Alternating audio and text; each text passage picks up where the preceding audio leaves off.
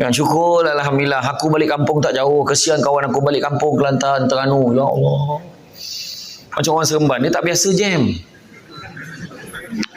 Orang Seremban, orang Negeri Sembilan ni tak biasa jam. Teruk jam tadi setengah jam weh. Setengah jam tu teruk dah tu. Setengah jam kat situ je setengah jam. Apa? Dia kata, tu orang Negeri Sembilan. Orang Kelantan Terengganu, mana Kelantan Terengganu yang balik Kelantan Terengganu itu? 22 jam. Itu bukan jam, itu menetap namanya. Menetap dalam kenderaan. Yang paling aku tak faham ada seorang member orang Kelantan tu, dia boleh balik awal, saja balik lewat, nak ambil suasana apa?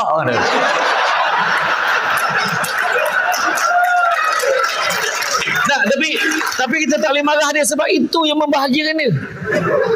Boleh berhenti tepi jalan, buka bonet, isi air. Hey!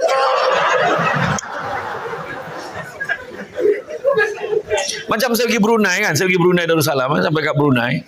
Bila dia menyambut saya, dia kata, saya tanyalah dia, jauh tak daripada airport dia nak pergi ke Universiti Brunei Darussalam? Jauh juga, dalam 15 minit macam tu. 15 minit jauh kat Brunei tu.